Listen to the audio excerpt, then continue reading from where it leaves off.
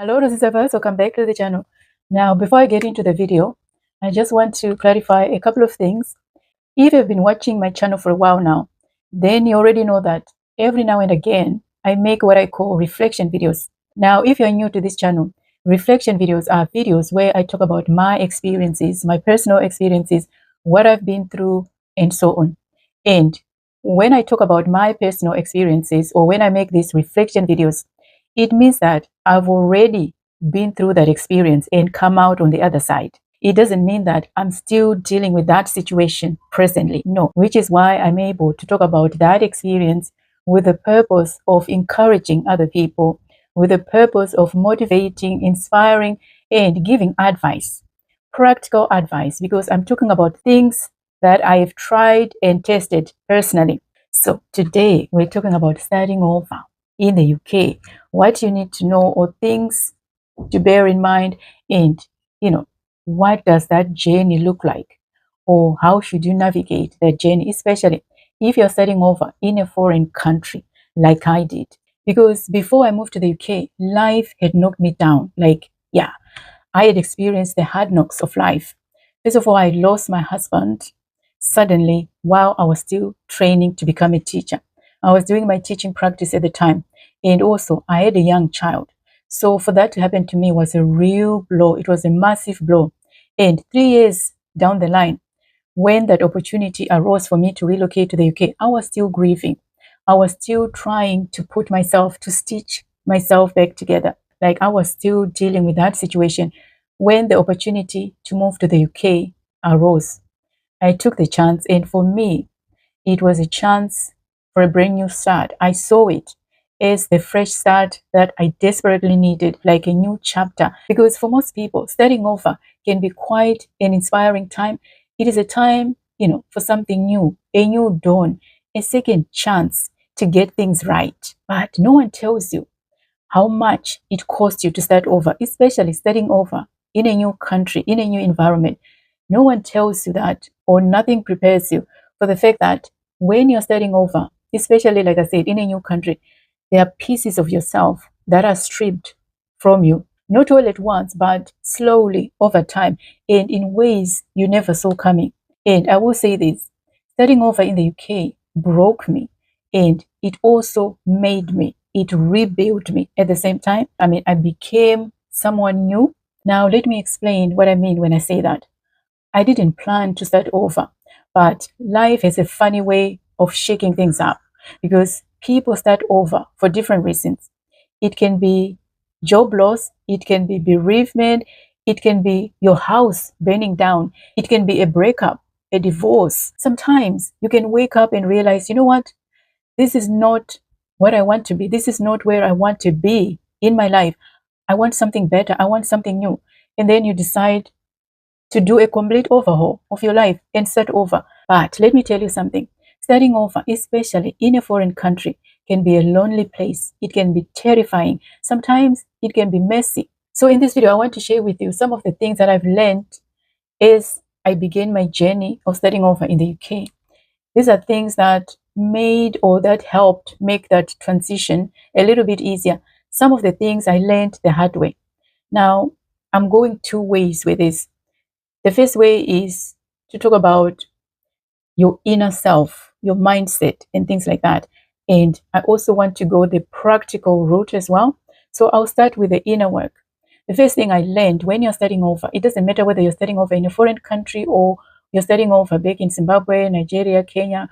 If you're still back in Africa and you're in that transitional phase where you're starting over for whatever reason, the first thing you want to do for you to succeed with that transition and actually become the kind of person you want to be at the end of it is to make peace with your past. Because what I've realized is that unless you make peace with your past, even if you were to start a brand new life somewhere and maybe you've got a good job, everything is working out for you there, you might succeed for a little while. But guess what? Your past will catch up with you sooner or later. And this is what happened to me. When I moved to the UK, I had not fully recovered from the passing of my husband. I was still grieving. And to some extent, I had not completely made peace with my past, which is why years later, I had to pen the snowfall. I had to write this book, a life steered. This is my story, my journey, what happened when I lost my husband and everything. I wrote this book not to make money as such, no. Money would be nice. You can get yourself a copy on Amazon, and also you can buy an ebook from my website as well. So I'll leave some links in the description. There are many ways to get that book. So anyway, I had to write that book for cathartic reasons because I needed to process what I had gone through because it was still haunting me. So I had to heal. So when I wrote that book, I was able to process, and there were times when I cried as well as I wrote that book because memories kept flooding back into my mind. And yeah, I was able to heal. So I would suggest that you make peace with your past. If you need to go and apologize to some people, or if you need to go and tell someone that you're still holding a grudge, if you need to do something, you know what you need to do, because changing your environment isn't going to work, or getting a new job isn't going to work, or buying a new house, getting a new husband, getting a new wife, a boyfriend, whatever. Removing yourself from an environment isn't going to work unless you make peace with your past. Forgive if you need to forgive, let go. Now, on to the practical things that you need to consider if you're starting over in the UK, or if you're in the United States, Canada, Australia, and you're starting over your brand new life. These are things you need to take care of, and I have listed these things in order of priority. The first thing you need to take care of are the legalities of where you live. I'm talking about things like a visa or residency permit. Make sure that your visa status is sorted out and that you don't get any unexpected knocks on your door, or they can break down your door in some cases as well. Yeah, that has happened in the past. So you don't want that happening to you, or you don't want to face deportation as well. And also, you need to sort out things like work permits. If your job requires a work permit, because nowadays, for you to relocate to the UK, you must have a job. So everything is tied in there. So make sure that you have your work permit and it's legit. If it is a certificate of sponsorship, make sure that it is a legitimate one. And another thing as well to consider is health. Do you need health insurance? And what do you need to do to be able to access healthcare? Because obviously your health should be your top priority, because without your health, you can't do anything. So make sure that that is sorted out. And also, we talk about things like opening a bank account. Make sure that you have your national insurance number, everything that you need to take care of when it comes to those legalities. The second thing on that list of practical things to do is to find stability. Don't pursue dreams before stability, because I know we all have dreams. We all want to make something of ourselves, which is fine. I have dreams as well. But if you're starting over in a new country, you want to prioritize stability first. What that might look like varies from person to person. For some people, it might mean doing a certain kind of job you don't necessarily want to do. Maybe you're overqualified for the job, but because you are new to the country, you're just starting afresh, you may have to do the job. And I call this type of jobs survival jobs. That job, even if you think it is beneath you, it doesn't have to define you. I mean, we've all been humbled in this country. Let me tell you that. We've all been humbled. So the point I'm trying to make is prioritize stability over pursuing your dreams. That can come later. No one is going to stop you. And also, when it comes to prioritizing stability, it means finding a house in a safe location. I've watched TikTok videos of immigrants who are having their cars smashed. Yeah, who are facing all kinds of problems. It's because they came to the UK, didn't bother to, maybe, I don't know, I'm just assuming, because reading the comments in some of the videos, you can tell that this person had no idea as to what type of location they are living in, because there are some locations that are not considered safe, especially for immigrants. So you have to find out, do your research, talk to other immigrants, find out which areas are, let's say, more friendly towards immigrants, or which areas are suitable. Let me use the word suitable, because that word suitable covers a lot of things. So when it comes to housing, prioritize safety and also consider accessibility, because if you're here to work, you want to live in an area, for example, where there is readily available transport, public transport, because some of us, we don't drive when we relocate. Sometimes it takes us a while to get that license or to switch our license if it is permissible. or to buy a car.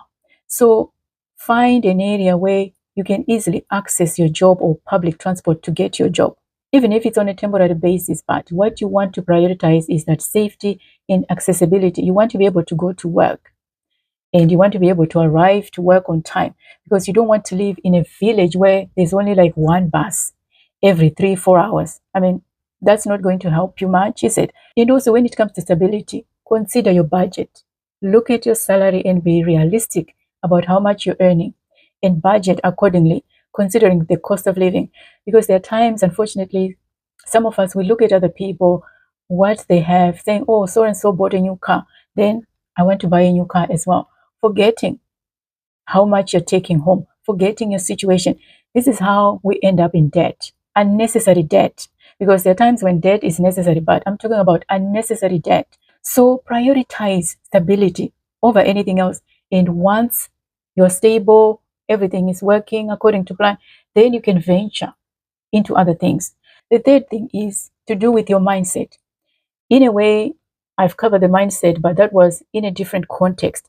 This is in a context of navigating your new environment. So what I would say is adjust your expectations, because I've made several videos on this channel talking about my expectations when I came to the UK. And I say that I had fairy tales.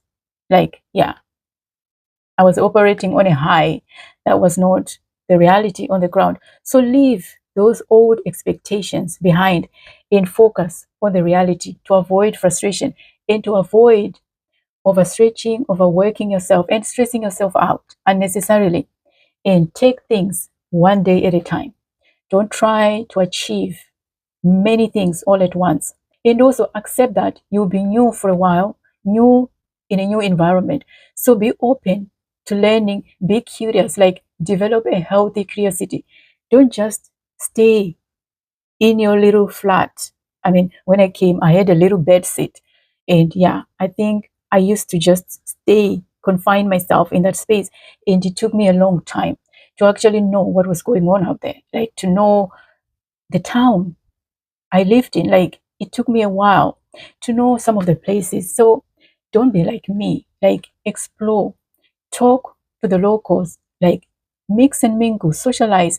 And another thing as well, I mean, I've given this advice, I always give it, and it's a good advice to say, find other immigrants and associate with those immigrants, because when you socialize with other immigrants, it means that you have similar experiences and you're able to share, you know, tips and advice on how to navigate some of the challenges that we face. And if you talk to other immigrants who have been here for a while, then they'll be able to help you. They know how things work already, and that is good advice. But at the same time, I think it's healthy for you to take the time to also socialize with the locals, with the natives of the UK, because they've been here longer than you.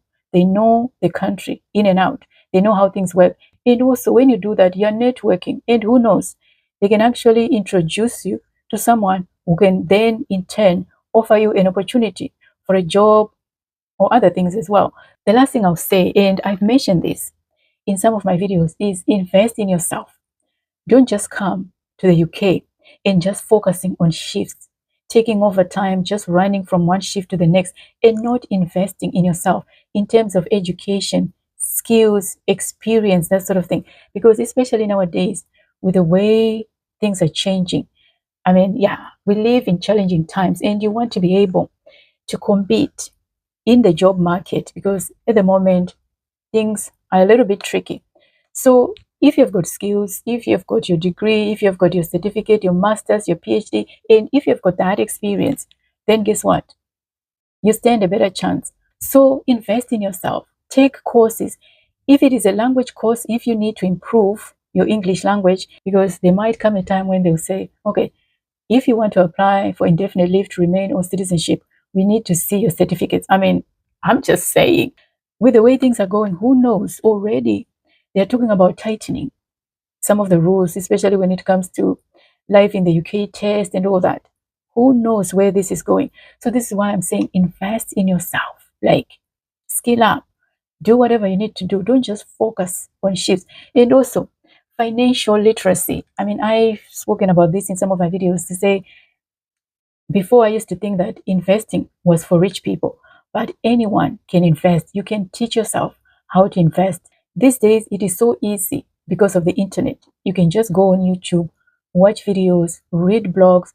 Of course, if you want, that professional help, that's fine. You can seek professional help, but the basics, you can get them online for free, because sometimes we stay broke and we struggle financially, not because we don't earn enough money, but because we don't know what to do with our money. That is like the real issue sometimes. So yeah, these are some of the things to consider when it comes to investing in yourself. Now, before I end this video, I want to mention a couple of things. These are like extra points, the pitfalls to avoid. The first pitfall, and this one is a major one, especially when it comes to my fellow Africans living abroad in the diaspora, is to try, or is sending money back home, black tax, when you're not yet settled, when you can't even afford to pay your rent. Get settled first. If it's not a matter of life and death, they can wait. They can wait. And the last thing, and this one is a major one, give yourself some grace. Give yourself the time and the space that you need to make progress, to get things going. And remember to celebrate those small wins, because when you celebrate those small wins, it shows gratitude. And as I always say, gratitude opens us up to abundance. So this is what I wanted to share with you in this video. I don't know what you think. As always, you know what to do in the comment section. Please don't forget to give this video a thumbs up and share it as well. I'll see you in the next video. Take care.